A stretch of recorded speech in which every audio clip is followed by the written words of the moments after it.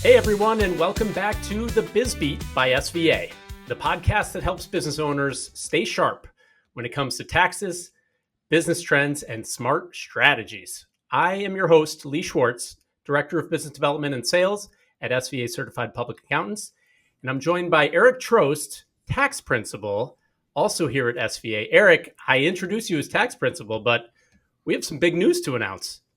We certainly do. Do you want to tell people or you want me to? Oh, I think it needs an intro, so please go ahead. All right, ladies and gentlemen, this isn't just Eric Trost, Tax Principal. This is Eric Trost, Tax Principal and President of SVA Certified Public Accountants. Congratulations, Eric. Yeah, thank you, Lee. Looking forward to trying to implement what I've been implementing all along with client base, which is trying to advise the firm and help them along to achieve goals. Now, to be fair, this doesn't actually start until June 1st, so you could still do something to sort of, screw up and now we name somebody else. That's correct. I've got to watch my P's and Q's through the weekend. All right, you're on probation until Monday.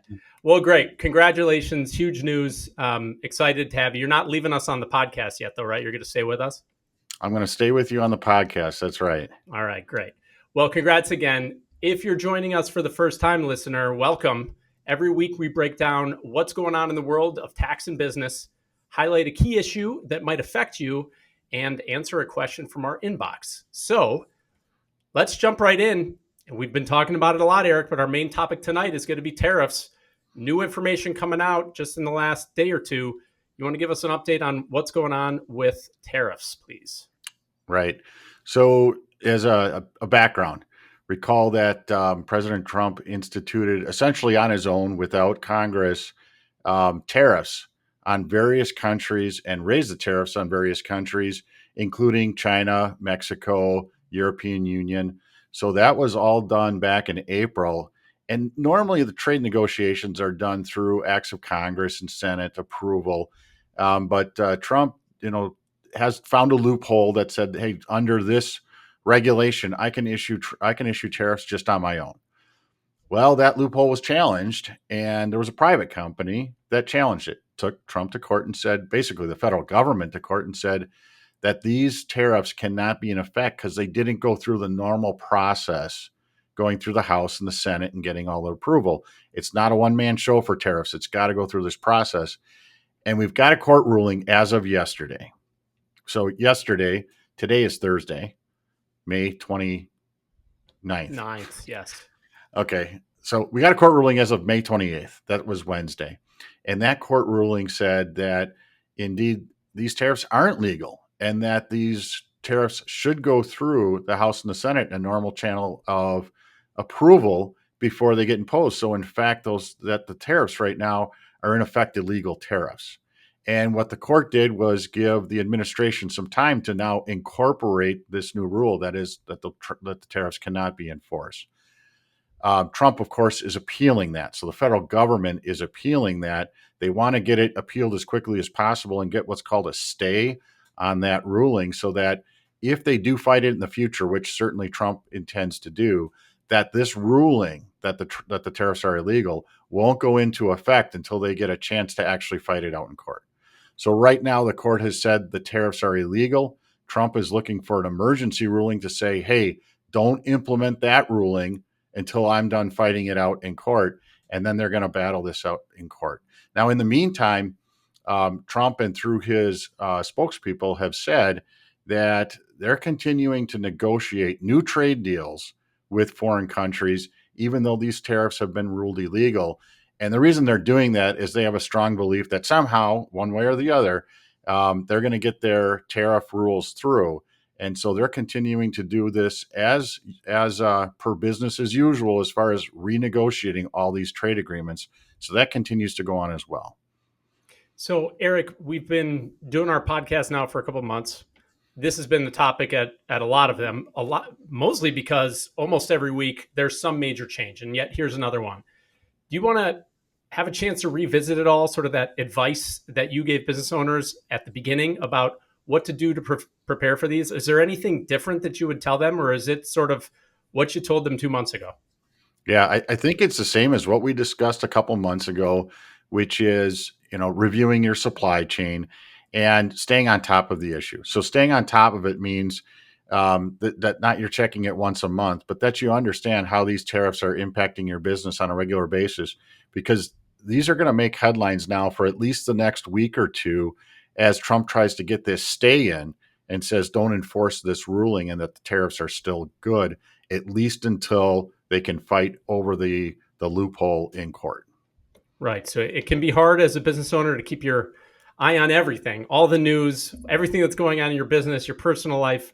But what I'm hearing you say is, as far as tariffs are concerned, keep doing what you have been doing, hopefully, which is being proactive, understanding what's going on, and make sure that when changes come, you're ready for them as opposed to sort of back on your heels. Yeah, that's right. Okay. Great. Thanks for the update there. Let's jump right into our second segment, our ongoing second segment, which is going to be continuing to look at the tax bill. Again, changes since our last podcast last week. Eric, bring us up to speed on where we've come in the past 7 days.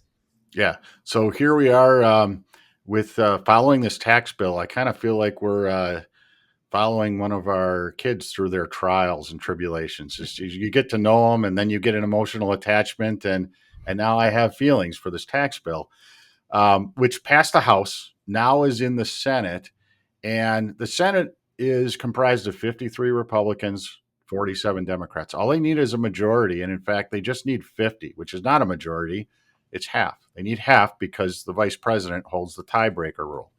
So the Republicans have to hold together at least 50 votes to make this bill pass. And so they can only lose 3 senators to get down to 50. They're at 53. If they lose 3, they'll have 50 votes. Right now, they've lost 4 senators. So the senators that they've lost have brought up a couple concerns. And one of those concerns is the cuts to Medicaid and food stamps. There's a couple senators that just don't stomach that those cuts should be made. And then a couple other senators have brought up the cost. At current pace, this bill is scheduled to increase, the projection is this bill is scheduled to increase the federal deficit by $3.9 trillion over the next budget periods. And so that is too much for some of the Republican senators that have backed out on that. So a total of 4 senators have either said no or they have strong reservations.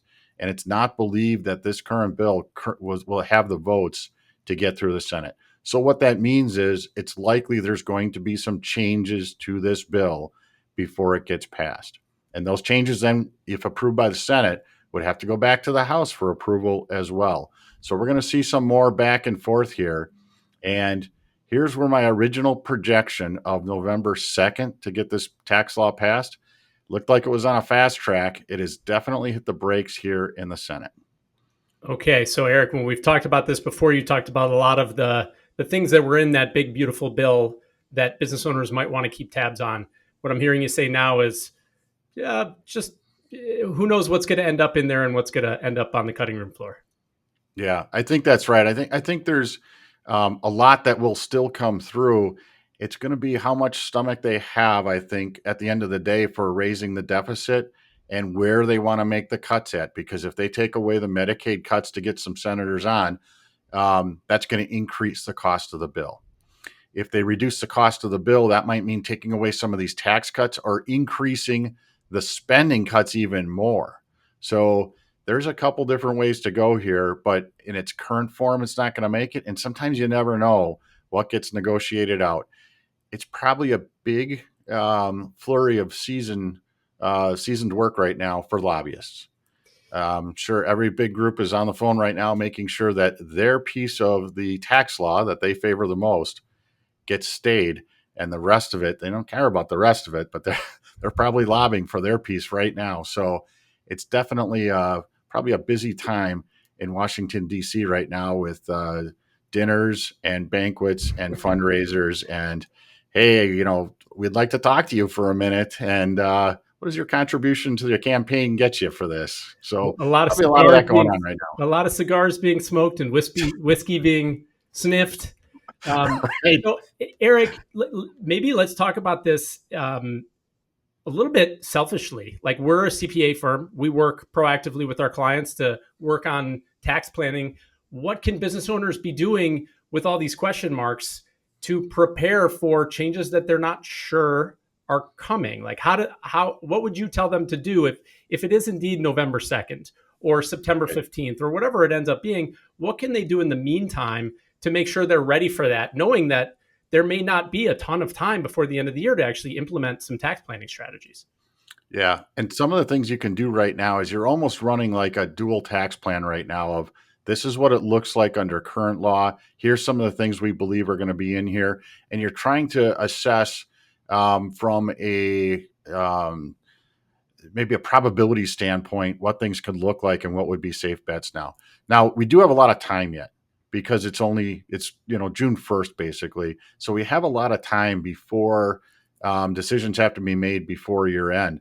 But the longer this goes in the fall, the more you want to have your plans and contingency plans in place to react if there is going to be a tax law and what's going to be within that tax law. And by the way, the longer this goes on, I think the more we'll understand what for sure is going to be in this tax bill, assuming that we do get a tax bill, period. And then what's most likely to be cut out, because those balloons will be floated. There'll be trial balloons floated to say, hey, what if we did this? And what if we did that? And so you'll start to see what could hit the cutting room floor. Okay. So you heard it from Eric. Work with your CPA, who's hopefully us, but work with your CPA to be doing some of that planning ahead of time. Talk about what those different scenarios could look like so you're ready. Again, similar to what we talked about with the tariffs. Be ready so you're not making reactive decisions, but you're ready to make moves based on the information provided at the time. Eric, let's move on to the mailbag. Our question this week is, let's see here.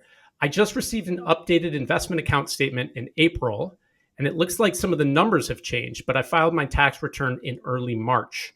What should I do?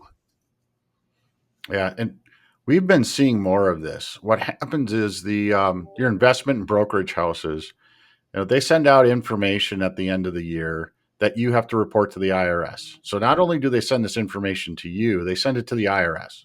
So rest assured, if you get something in the mail that's got the 1099 name on it, which is probably what this statement is, that information went to the IRS as well. The IRS matches those informations up. So if the IRS has information that doesn't match what's on your tax return, they're going to send you a bill. Now, in this case, with the numbers changed, what you like to do is talk to your accountant and see what numbers have changed, see what the tax impact is on your tax return. And if there is a change to the tax, you can file what's called an amended return. And an amended return is simply a correction of old data where you can say, hey, when I first did my tax return back in March, now I'm going to update it with what is new information. And so I can electronically file that as well. Maybe if I electronically filed my first one, I can electronically file this one. It's a fairly simple process to go through, but you would want to do it because if you don't, eventually the IRS could find it on their own, and then they're going to send you a bill. And when they send you a bill, it's going to include tax and interest, and they can put a penalty on it too. And in that situation, Eric, if they send that back to you, do you still need to file that amendment, or is that sort of once you pay that, it's considered done and over with? Yeah, you can not do anything, and once you pay that, it'd be considered done and over with. So that's the IRS just correcting it on your behalf. It just might cost more if they do so because of the interest and penalty, and they might not correct it for a year, which means if you owe tax to the IRS as of April 15th, and they correct it next year as of April 15th, they're going to charge you interest for that full year. They go back in time to the original due date of the tax return. Okay. And can you give us a sense of what does interest and penalty look like? I mean, I'm not sure what this person's specific situation is, if it's a $15,000 or $500 change, but how does the IRS calculate those taxes and penalties? Yeah, and most interest and penalties. Interest is a standard rate by the IRS issued every month. That's about 7% right now. The penalty can be another 0.5% per month. So that's another 6% over the course of a year. So it could be a 13% interest rate. Okay, great. Well, there you have it. Interesting to know. I think it's to go back and amend. It doesn't sound like a terribly difficult process, and something it sounds like you should work with your tax professional to do if you do get information that looks like you may need to amend. So thanks for answering that. That wraps up this week's episode of the Biz Beat by SVA. So please make sure that you subscribe on Apple Podcasts, Spotify, or YouTube, and share the show with someone who you think might find it helpful. You can also visit sva.com/bizbeat to sign up to submit a question. And if you are one of the first 100 subscribers, you will be entered into our $100 Amazon gift card drawing. And as always, this podcast gives you general ideas and advice to think about, but your situation is unique. So talk to your advisor before putting any of these strategies into place. And if you don't have a good advisor, contact me and let's talk about how we can make SVA your trusted advisor. Thanks again for listening. Eric, congrats again on the big promotion. Really excited for you. And hey, everybody, we will see you next week on the Biz Beat by SVA. It's the Biz Beat by SVA, breaking down the news of the day. From tax tips to business trends, smart insights from trusted friends. The Biz Beat by SVA.